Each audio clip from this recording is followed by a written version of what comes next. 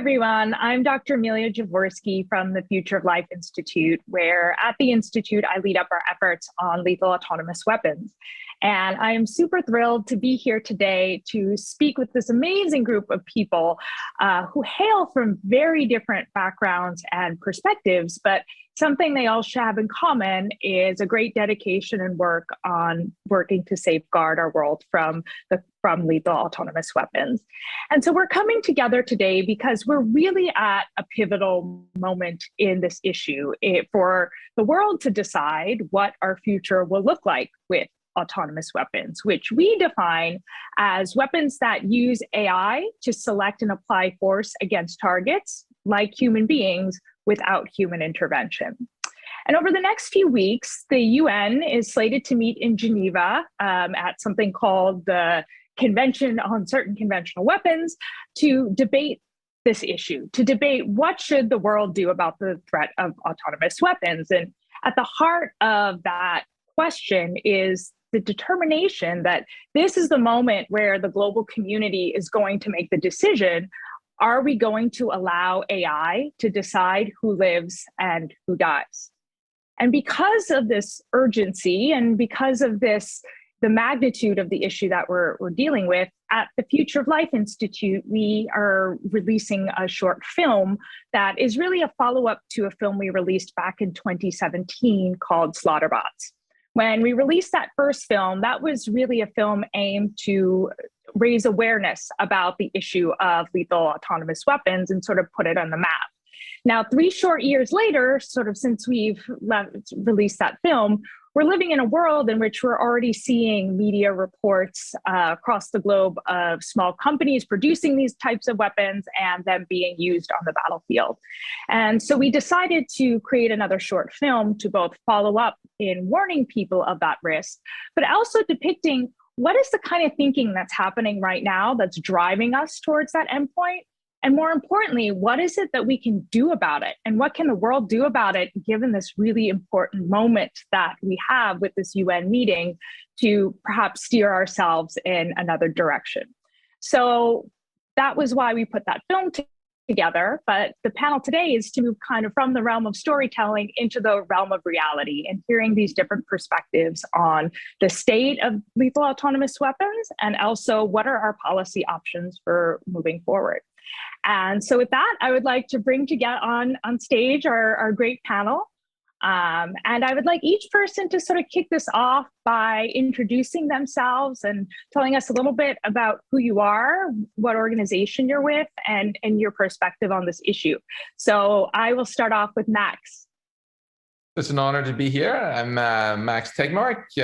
I'm a professor at MIT, where I work on a little bit of physics, but mostly AI research for the past 5 years. And I'm also one of the founders of the Future of Life Institute because I love technology. And I believe that artificial intelligence in particular has the potential to be the most awesome technology ever, helping life flourish like never before. But it also has the potential to be the worst thing ever to happen to humanity. And I think this issue of lethal autonomous weapons is really, really the first fork in the road where we have to make the right decision, because the key to a wonderful future where AI helps us cure diseases and helps us live healthy and wealthy and inspiring lives is to draw a clear red line between all of these wonderful uses and the small set of really, really terrible uses which would ruin everything. And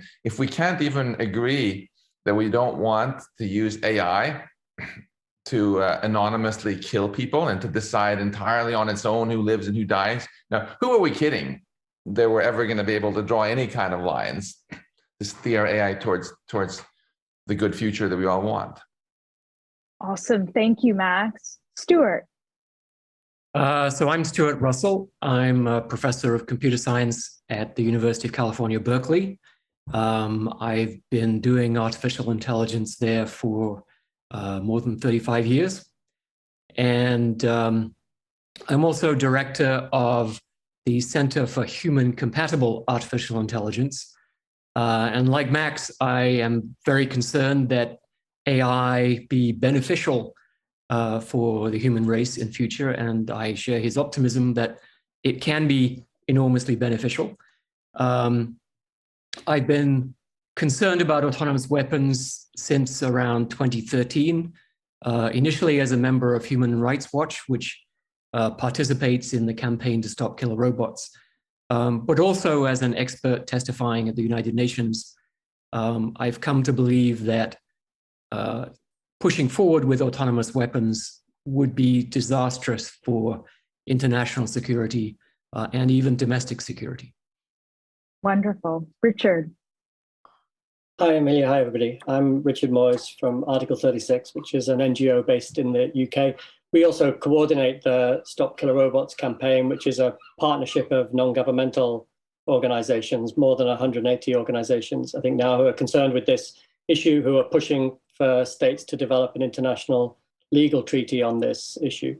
I suppose my background is really in the world of weapons. I worked for landmine clearance organizations in the past, and then I've been working in the world of weapons policy and law. So really coming at it, not from the AI side, but from the side of thinking as a society about, well, frankly, how we're allowed to kill each other in these international settings, and recognizing, I think Max used the term drawing lines, recognizing that when it comes to how we kill each other, how we engage in that, very primitive practice in a way, that there's a social recognition that we need to draw some lines. We need to draw some boundaries about the role of technology in that. And when we start to look at autonomy in weapon system, I think we also see the need for clear lines to be drawn in this area to sort of set expectations in society that, frankly, killing people is always going to be problematic, but giving machines the power to kill people is just crossing a line that's unacceptable to us. So we're working as a partnership to secure a legal outcome on this issue. Thanks. Great. Maya. So my name is Maya Brehm. I'm a legal advisor at the International Committee of the Red Cross, or in short, ICRC. The ICRC's exclusively humanitarian mission is to protect the lives and the dignity of persons affected by armed conflict, war, and other situations of violence. And the ICRC acts to preserve people's lives and livelihoods and provides assistance to them, to people in need. And we also seek to prevent suffering by promoting and strengthening international humanitarian law, in short IHL, that's the law applicable to war, and broader universal humanitarian principles. And so part of the ICRC's work since its inception is to support states in the development of international humanitarian law, including to prohibit or regulate certain weapons based on a realistic assessment of their adverse humanitarian impacts. So in the past, the ICRC has played an important role, for example, in the processes that led to treaties prohibiting anti-personnel landmines or the treaty prohibiting cluster munitions.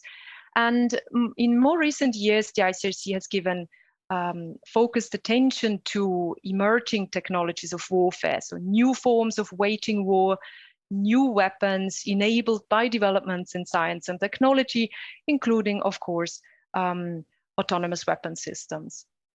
Wonderful. Thank you all so much for being here today. I can already tell in sort of our opening statements, there's a lot of differences in sort of our perspectives of concern, but I already sense that everyone has some degree of optimism that something can be done on this, which is a good place to start.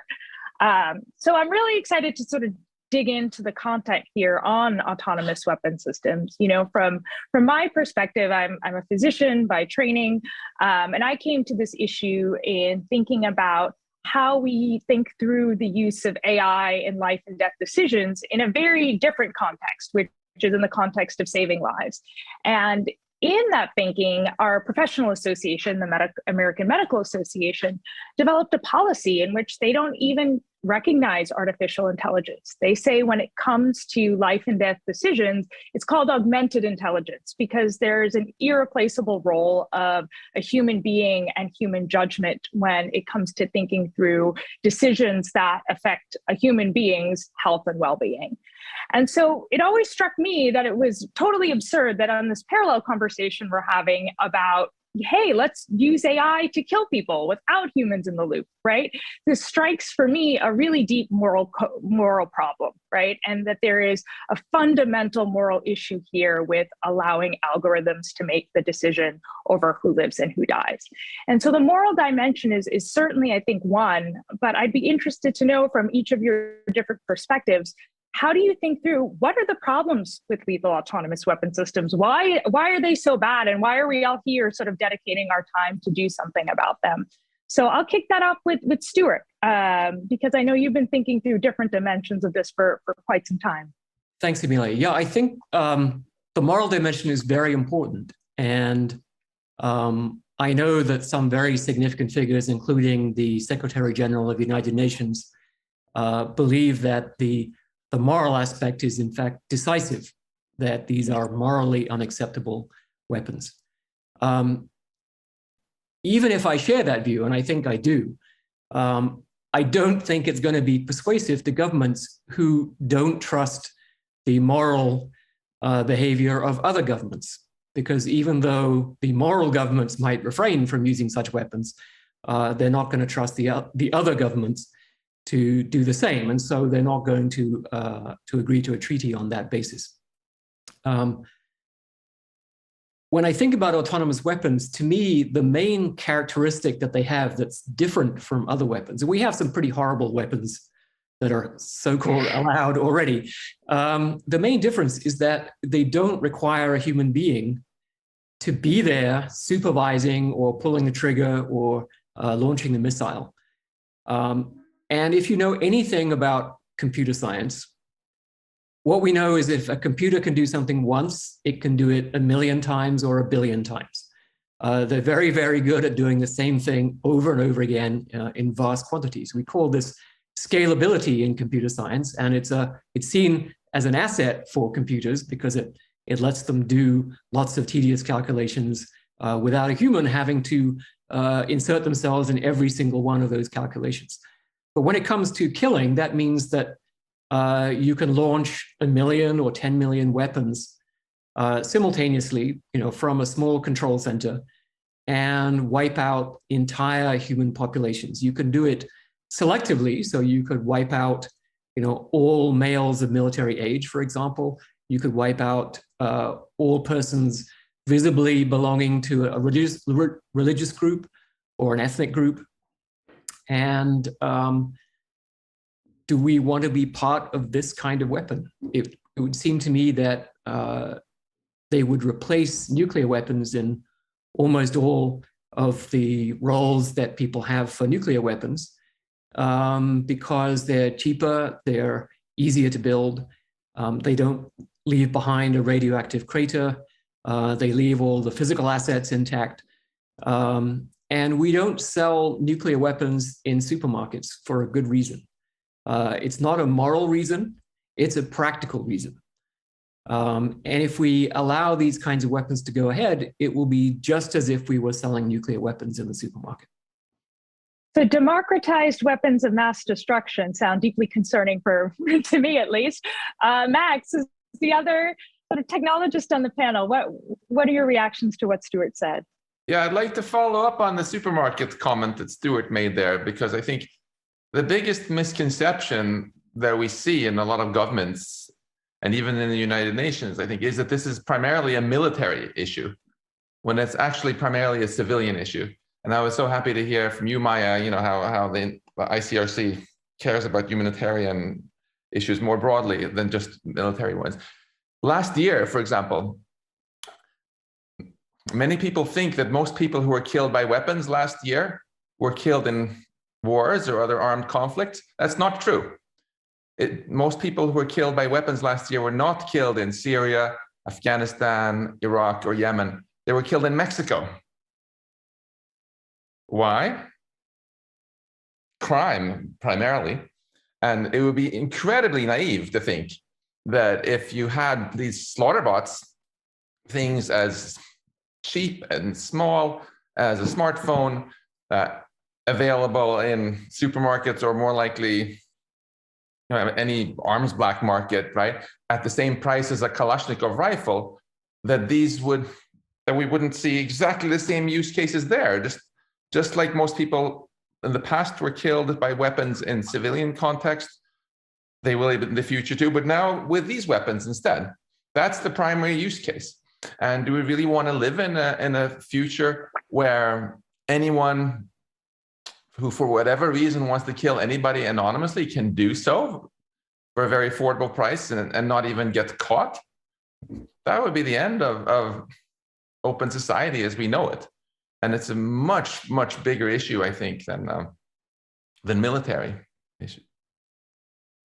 Thank you, Max. And I guess I would add to what both you and Stuart have said about the ubiquity of these and sort of this idea of them being available in supermarkets. Is the other side of this is they may not necessarily even be produced by the same military producers that we think of, right? At least from what we've seen so far on the trajectory of autonomous weapons, is a lot of the people looking into making these can be sort of small private companies, because exactly as you say, these are not terribly expensive or sort of difficult to make. Richard, how do you think through the problems that these systems raise? Are they similar or different concerns that you have? Yeah, I mean, I think this is an issue where you can bring together, and justifiably, there are a wide range of different problem framings, as I would describe them. And I think, in my mind, I tend to work outwards from the sort of narrower to the wider. I feel like at the most fundamental level, where I see a sort of set of moral anxieties is in any of these machine systems. You're using sensors and computers to analyze sensor data. Inevitably, machines don't see people, they don't see humans as humans. They're categorizing the world into certain pre-programmed classification structures. They're applying labels to things based within certain rigid structures. And if we're applying labels to things through machines and then labeling them to be subject to the application of force, there's a reduction in that process of the reality of human existence into simply a pattern of data to be processed in a mechanical way, effectively. So in that process of functioning, I think when it comes to machines targeting people, say, there is immediately a degree of sort of reduction and a loss of our humanity in that sort of process. I think that's there fundamentally, but I think it just gets worse if, in Stuart's examples, if you start to imagine how either deliberately or inadvertently, because of the biases inherent in certain data sets, you start to identify as enemies people of particular skin colors or people of particular genders and the like. I mean, the way we start to formalize these processes of prejudice in the world and tie them into the application of force, I think there's all sorts of concerns in that space. So again, drawing a line against systems that would target people, I think is a fundamental moral response. And then there's more practical, sort of pragmatic concerns that you start to lose control. I mean, we in civil society have framed our concerns on this issue often in terms of the need to retain meaningful human control. I think there is a sort of tendency for a natural rejection of the idea of machines making decisions about killing.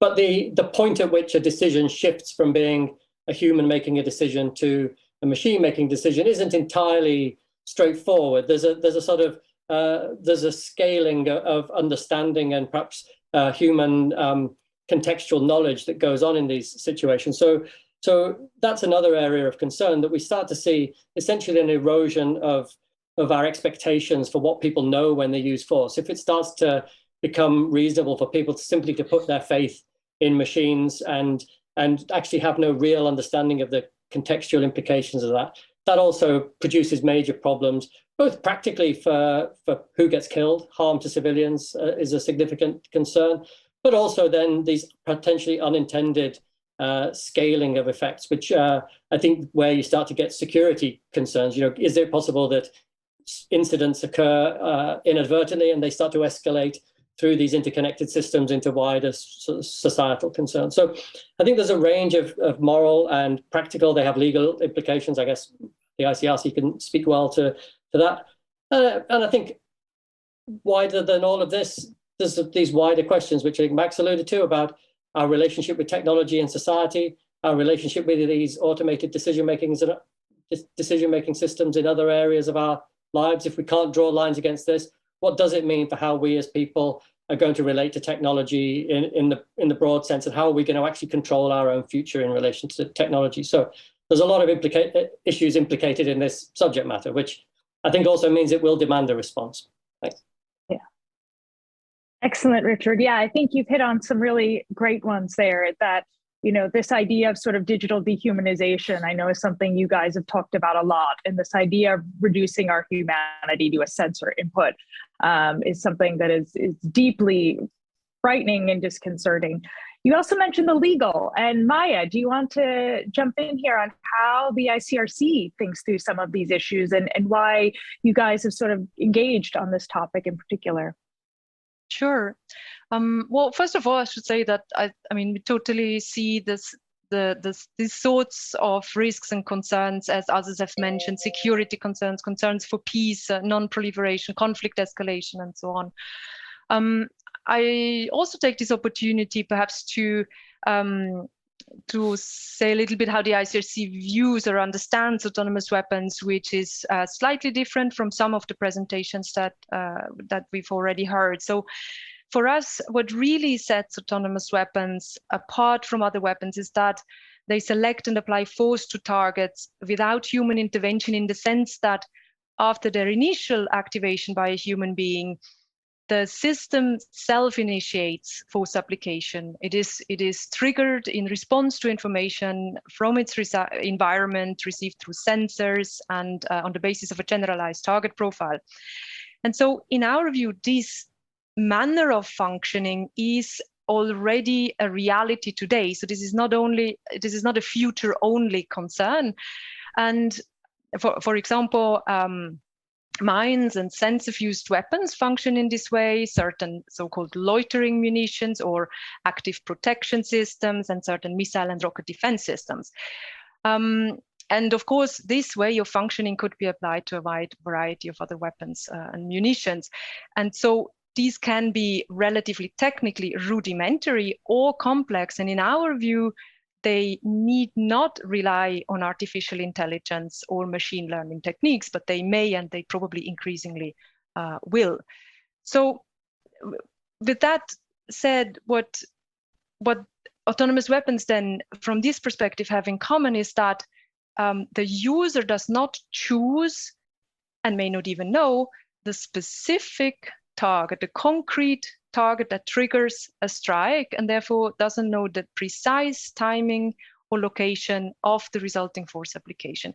And this loss of human control and judgment in the use of force brings with it fundamental ethical concerns that Richard has already mentioned. In effect, substituting human decisions about life and death with sensors, software, and machine processes.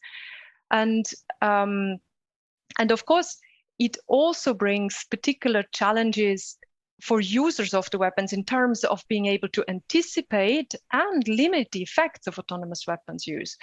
And that, of course, carries a risk for those affected by armed conflict, notably civilians, but also soldiers hors de combat, wounded soldiers, for example, and with it challenges for compliance with the rules of international humanitarian law, notably the rules that govern the conduct of hostilities. So, for example, there is a risk that an autonomous weapon that is intended to strike military personnel carriers may be triggered by a civilian car. And there is also a risk that civilians and civilian objects may be harmed due to an autonomous weapon striking in their vicinity. So since autonomous weapon users do not choose the particular target and time and location, the specific time and location of force application, a critical question from a humanitarian perspective and from the perspective of compliance with the law is, under what conditions may users of autonomous weapons be reasonably certain that an attack is not directed against civilians and civilian objects, and that all feasible precautions are taken to avoid and minimize harm to civilians, because civilians must be protected against the effects of hostility. Civilians must not be targeted in war. And these legal rules, they demand context-specific value judgments that do not lend themselves to being encoded in software processes. And this context specificity, context dependency of legal assessment poses a major challenge to the legal use of autonomous weapons from our perspective.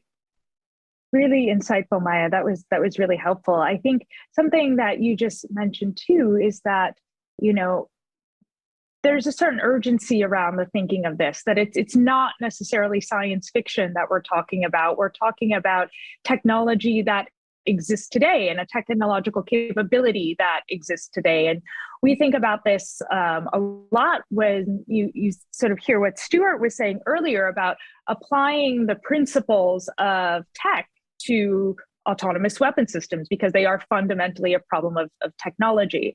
And when we think about that, we think about that sort of exponential curve at which technology proliferates, right? You think about when you look at cell phone use, right? And how many people have a cell phone? It starts out slow, and then that log curve goes up pretty quickly.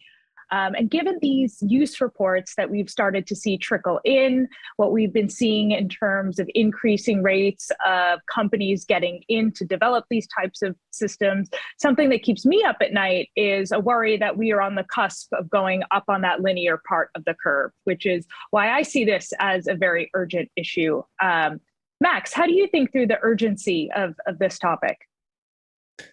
It's quite striking that when we made the Slaughterbots film just a few years ago, a lot of people were like, forget it. This is science fiction, you know, decades away. And sadly, now they're already here. We all know what we read in the United Nations report recently about how they were used to hunt down fleeing people in Libya last year, for example. And we have this absurd situation where there's this unregulated arms market where small companies from Turkey and other countries are just cashing in a lot of profits from producing and selling these things to whoever they want completely legally. And I think politicians are largely asleep at the wheel here, thinking that they have time to drink coffee and discuss this for years and years and years. That's not the time scale on which this sort of technology works. And no, either we stop this arms race now before it gets totally out of control, or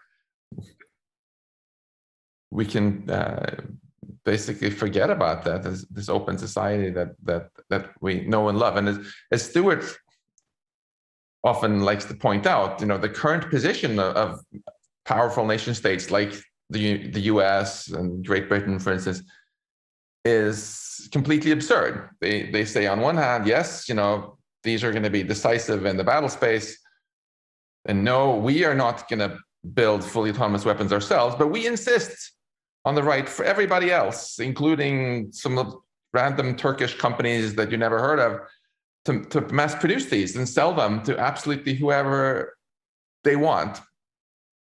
Makes absolutely no sense. And that's why we very, very quickly need to get to the point where there's so much stigma around these disgusting weapons that nobody makes them. So Stuart, since your name was invoked here, how close are we getting to buying these things in the supermarket?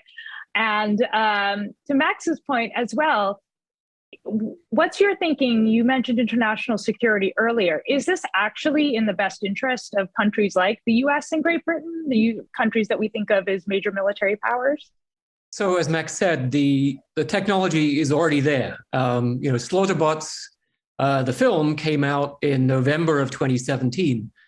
Kargu drone, which is the one that was used in Libya last year, was announced 3 weeks later.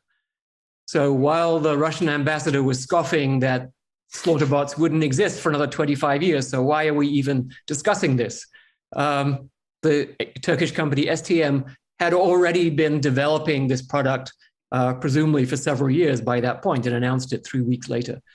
And this point about the diplomatic positions of the US and the UK being absurd. When I went to the White House, the AI community sent a delegation of senior researchers to the White House, and we talked to senior members of the National Security Council, Defense Department, State Department, and we described this possibility of anti-personnel weapons being scaled up and used as weapons of mass destruction. Their response was, well, but we would never develop weapons like that.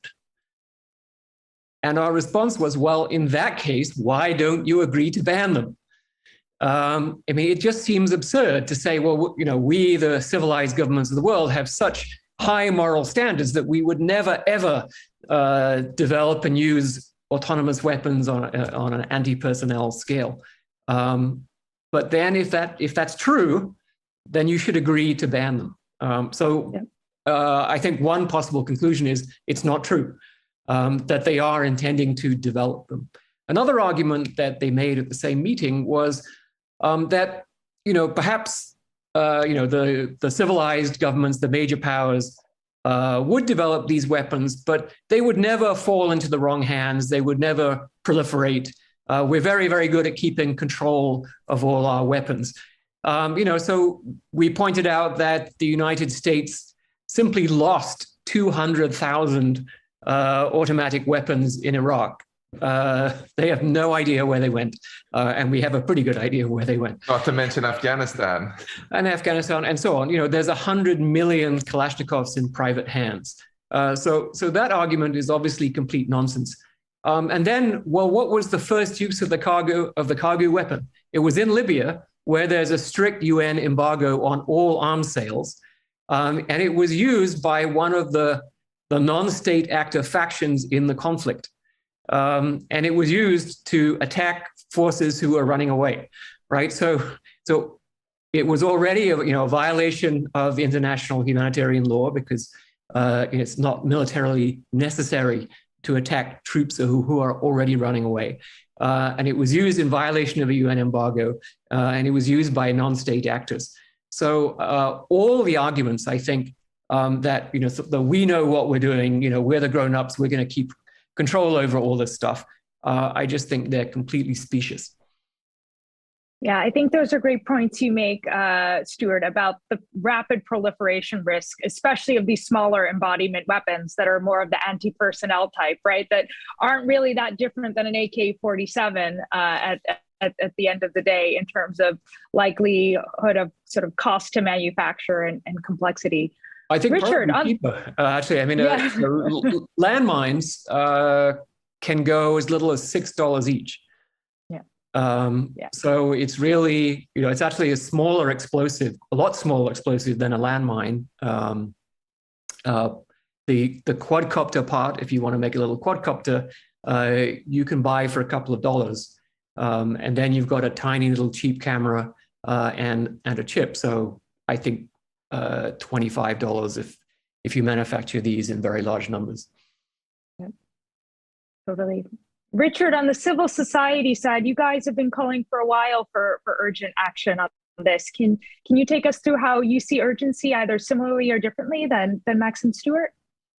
Yeah, I mean, I think we do see more use, more emphasis on these technologies in practice. I mean, there's been examples here in relation to certain what they're called loitering munitions, but we see this perhaps expansion of existing technologies and potentially greater use of that. So in those contexts, we don't necessarily have transparency or detailed understandings of actually how those systems are functioning in practice or what rules are being applied in their use. So at the very least, it feels clear that we need clarification of how do people understand the law in relation to to these systems in practice.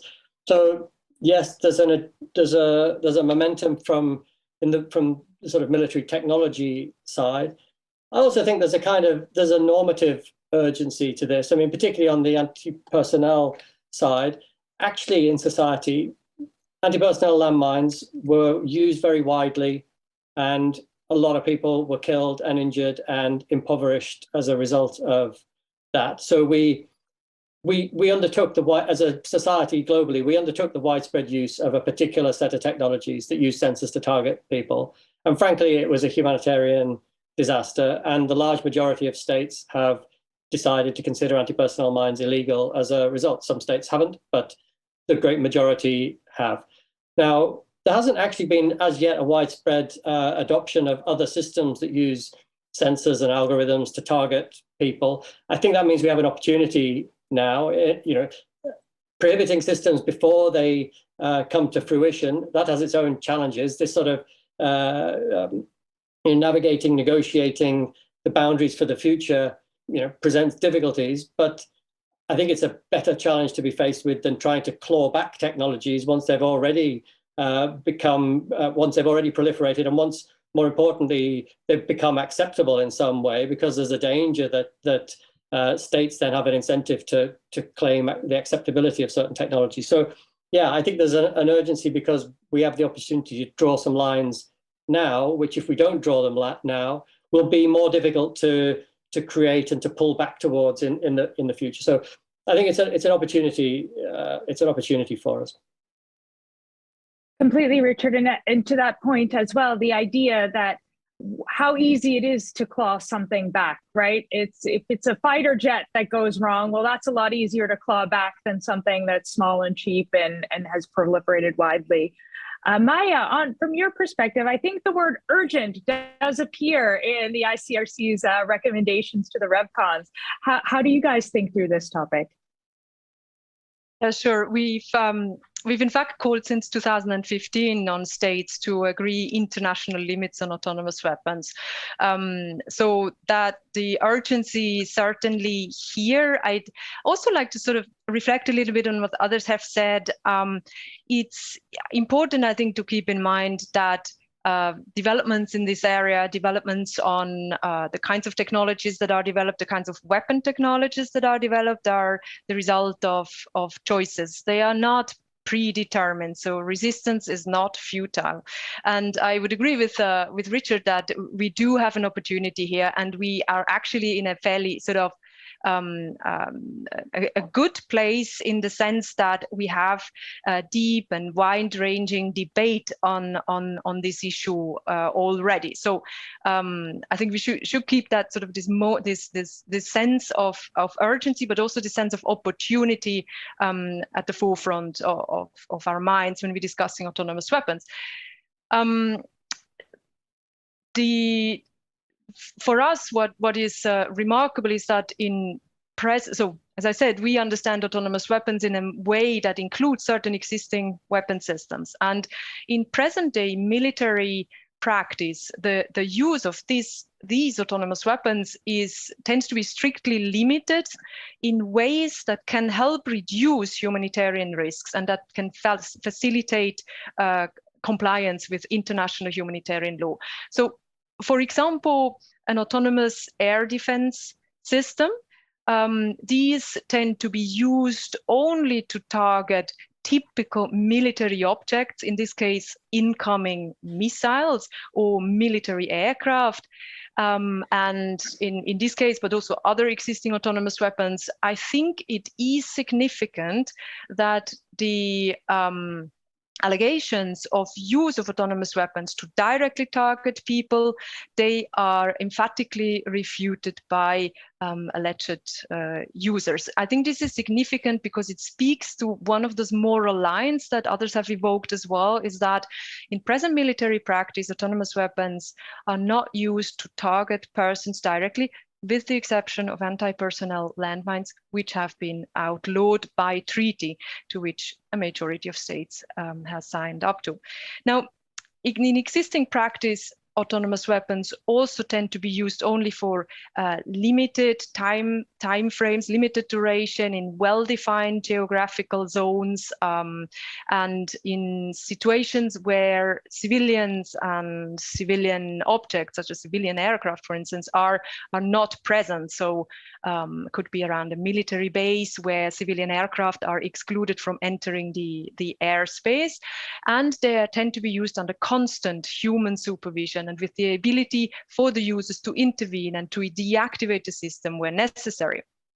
Now, all of this, we think, speaks to also not only practical limits, but also sort of normative limits, things that should remain in place even as technology allows different uses. And what we are concerned about is that certain trends in military interests and investments that aim at using autonomous weapons increasingly also to target persons directly, as well as a wider range of objects such as vehicles. As I said, vehicles may also be used by civilians depending on the target profile, right?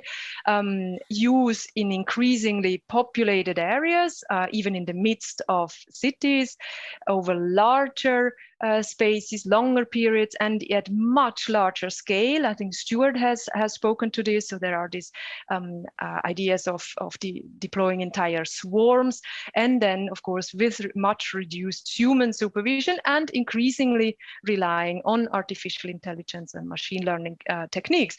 And considering the speed at which these developments are taking place, we really believe it is urgent that states agree an effective international response to the ethical, humanitarian, and legal and security risks that we see on the horizon. Awesome, Maya. And I think that's also a great point you make too in grounding this conversation, is that we're not talking about putting limits on all applications of AI and all types of weaponry. There's many uses of AI. You know, we think of things like missile defense systems that don't have the same types of, raise the same set of concerns and considerations as using AI in anti-personnel systems, right?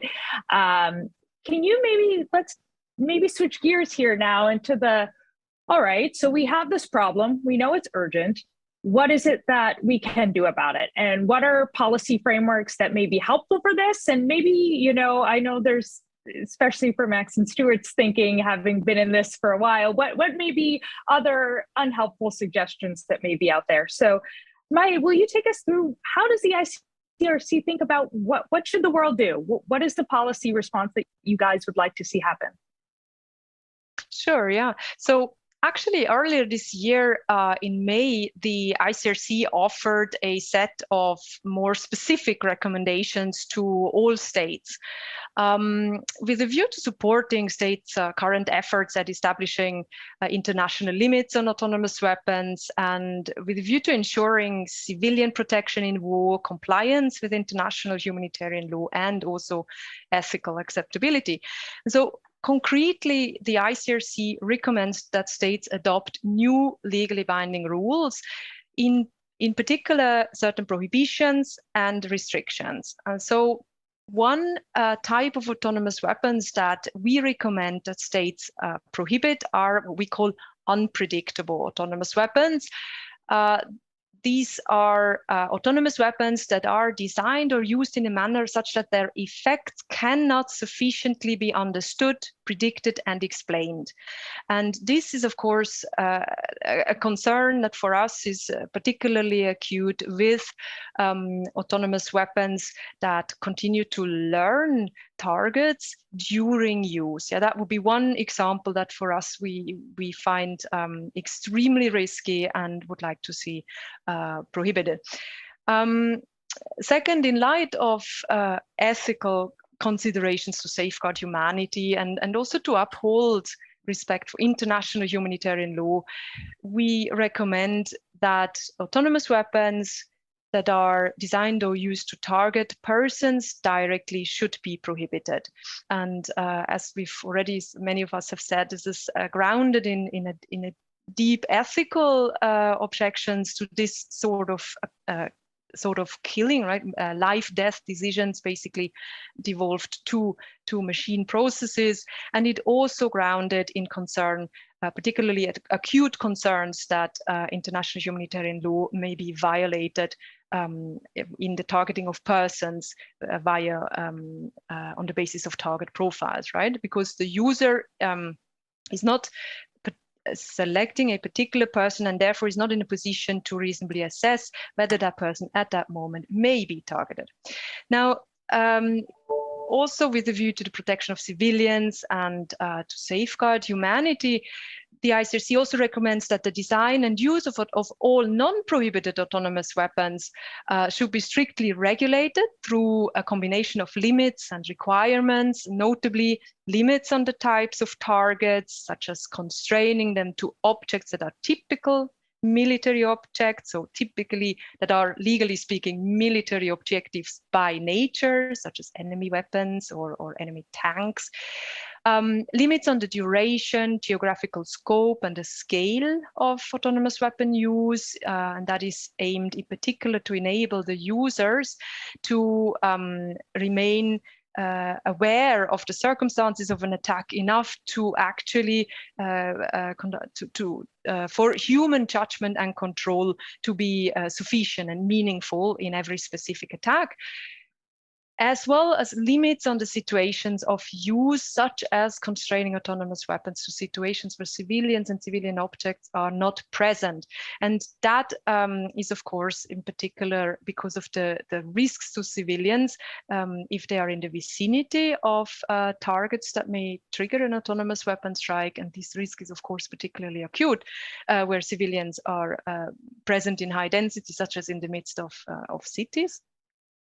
And then finally, requirements for human-machine interaction, notably to ensure effective human supervision and timely intervention and deactivation when this becomes necessary.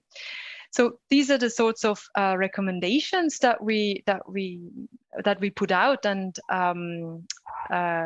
welcome reactions from states, and continue to work to support states in this direction. Excellent.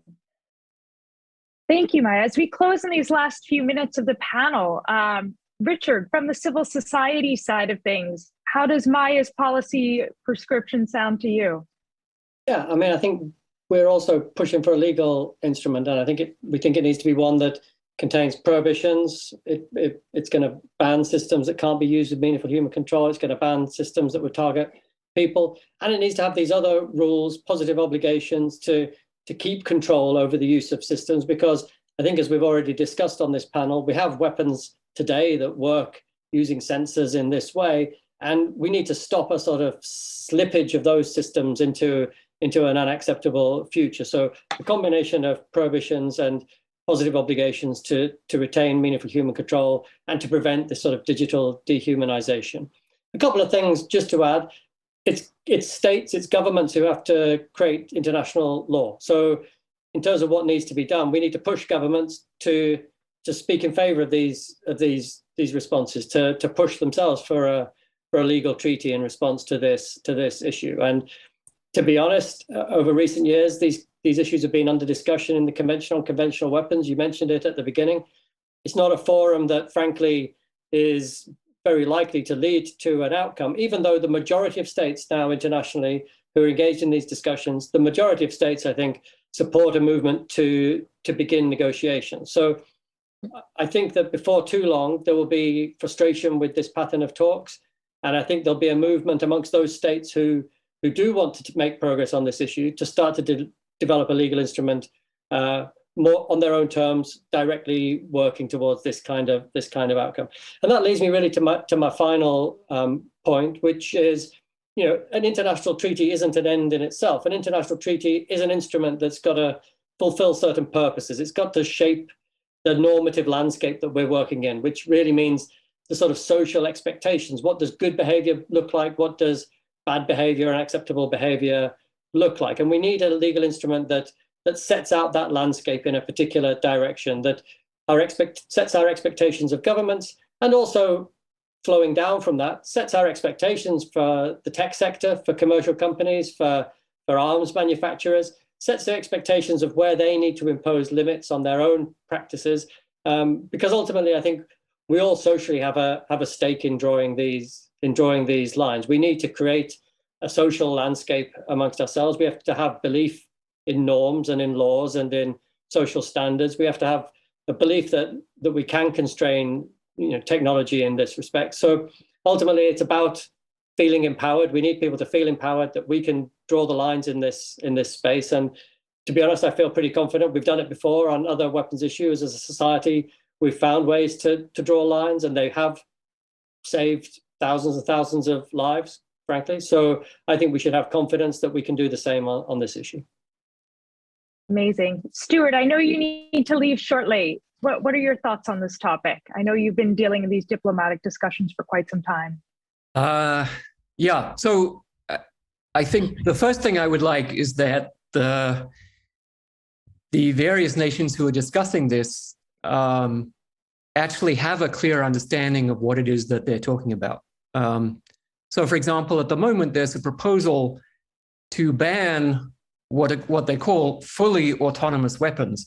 And what that means is weapons that operate completely outside the framework of any human control. And what that means is weapons that wake up in the morning and decide by themselves that they're going to start a war with another country, right? In other words, what they would ban is the conscious, self-aware Skynet that controls all the Terminator robots. In other words, they would ban something that doesn't exist, probably will never exist, leaving all other actual weapons that anyone would actually develop legal. So that's the first problem. We've got to get away from this nonsense that we're worried about machines becoming conscious and deciding to go around shooting people. That is complete fiction.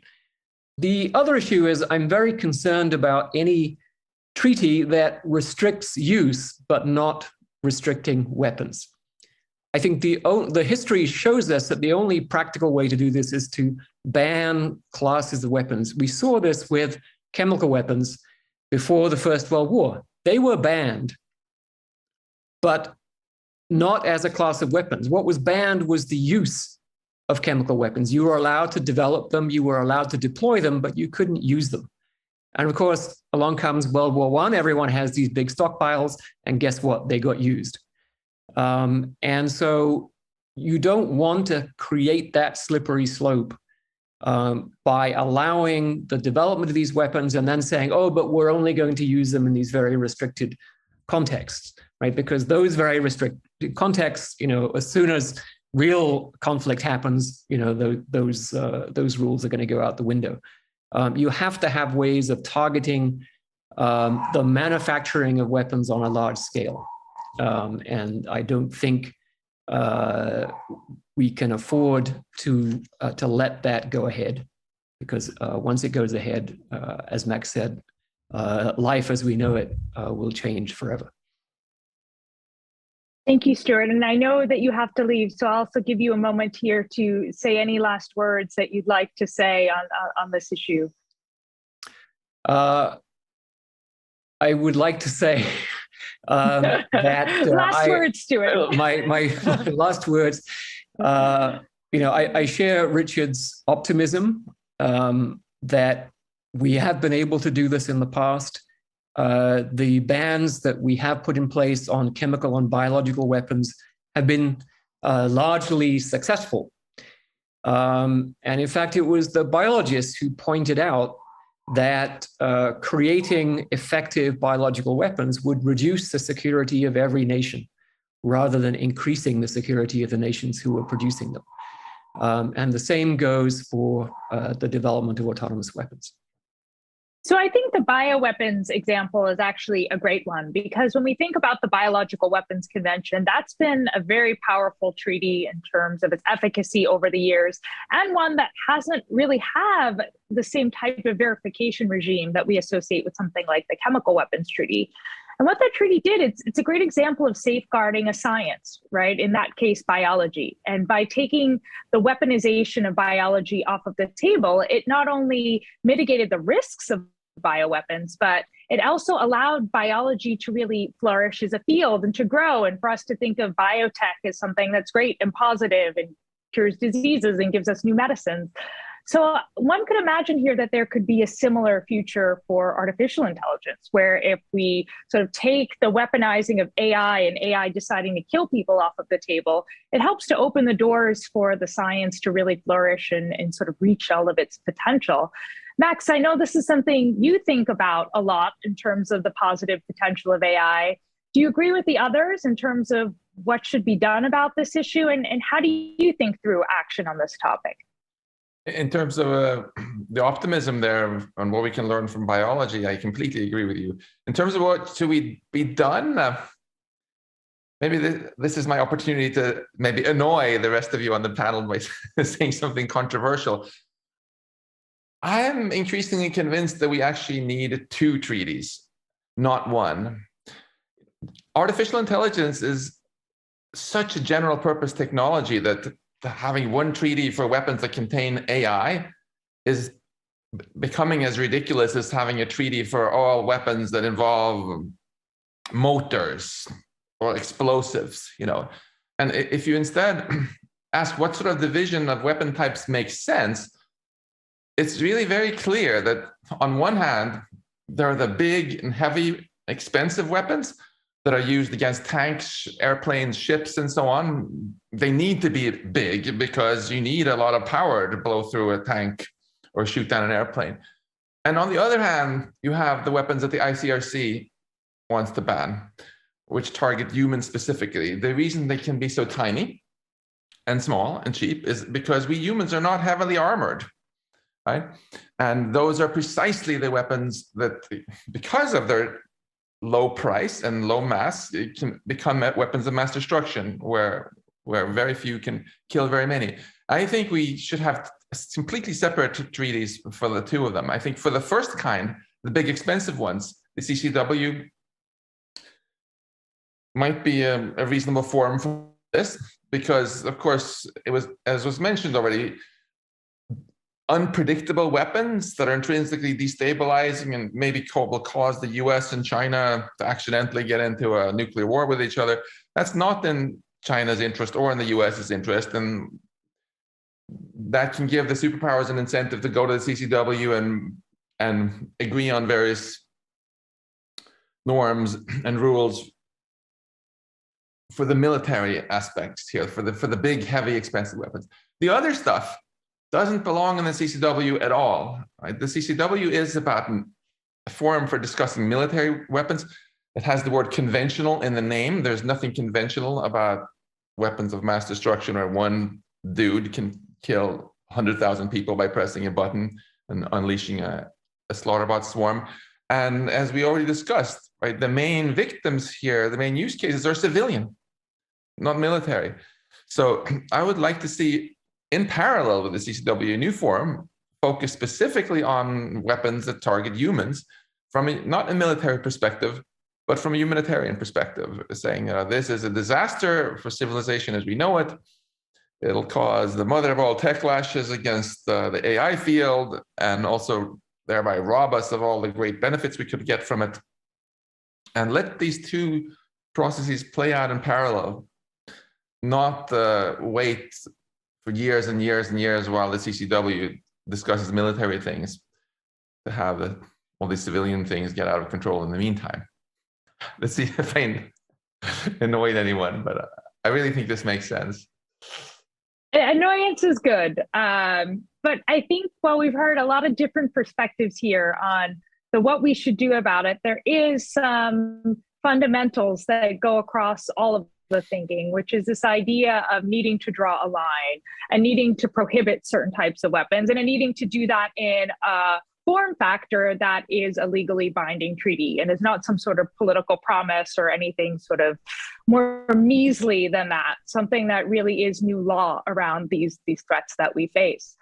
I really sort of want to just take this moment as we come to a close here to thank everyone. It's been so awesome talking with all of you, and we'll just do one more round of passing the mic here. I know all of us choose and care deeply about this issue, that we dedicate years of our time to this and thinking through this. So, any last thoughts that you have or perspectives that you want to share? Maya, I'll start with you. Thanks, Amelia. Yeah, perhaps just to come back to this moment of opportunity that we have here. There's a real momentum in the discussions on autonomous weapon systems that are underway. The positions of states are becoming increasingly nuanced and sophisticated. And with that, they also discover areas of agreement where before they weren't aware of that. I also think, just reflecting a little bit on what Max just said, this issue, like many others that will be on the horizon, I think in the future, has the potential for enormous complexity. But for political action, is sometimes necessary to focus on some fundamentals, elementary things.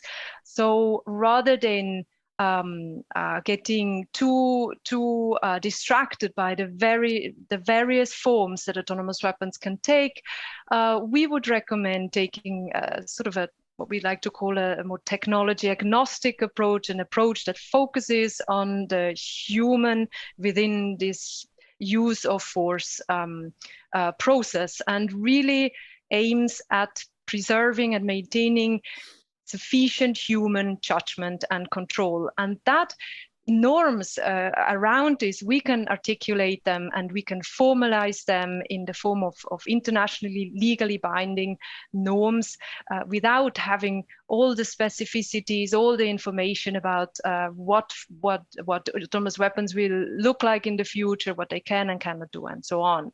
And so for more generally, I would say that discussions in the CCW and wider discussions on various applications of developments in science and technology, I think they really benefit from diverse people contributing to them, and contributing in particular to debates, deliberations on the acceptability and the desirability of new weapons. And of course, technologists, philosophers, social scientists, and other knowledgeable people really all have a stake in this, because ultimately this is about our common humanity, about the rules that protect us all in case of war.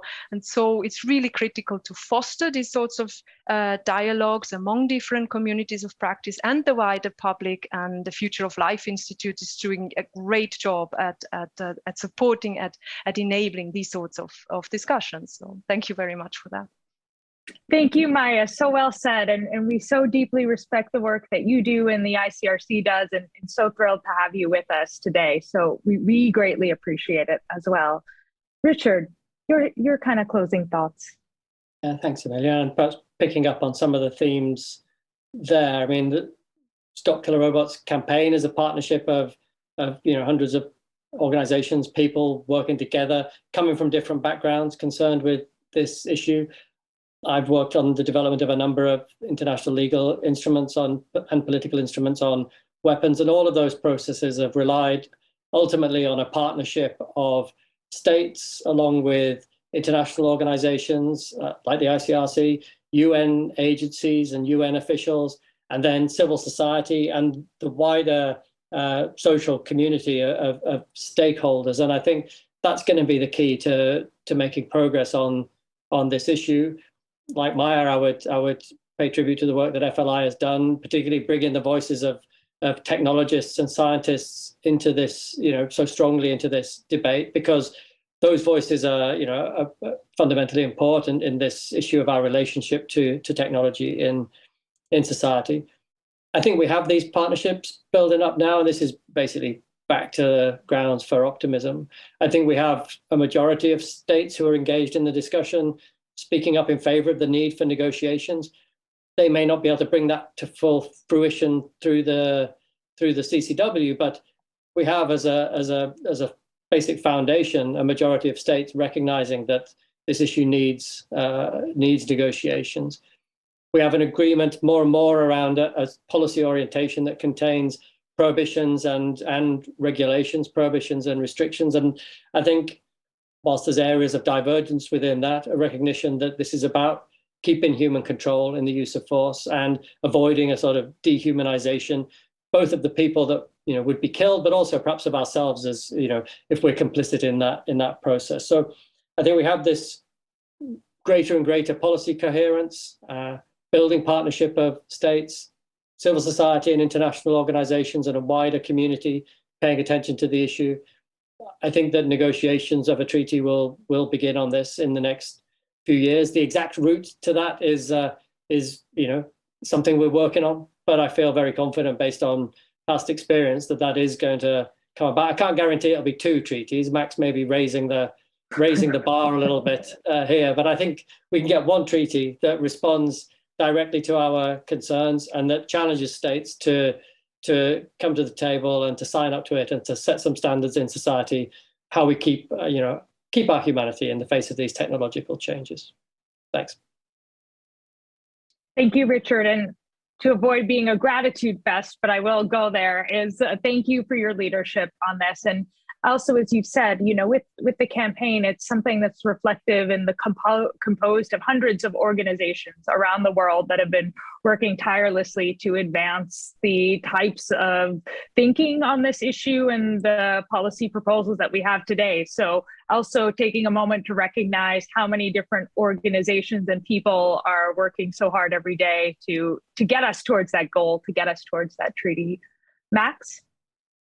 Let's see if I can inject some more optimism here at the end by zooming out a little bit to the bigger picture. So, here we are 13.8 billion years after our Big Bang, sitting on this little spinning ball in space, looking out into this amazing cosmos that we've only become aware of the vastness of pretty recently.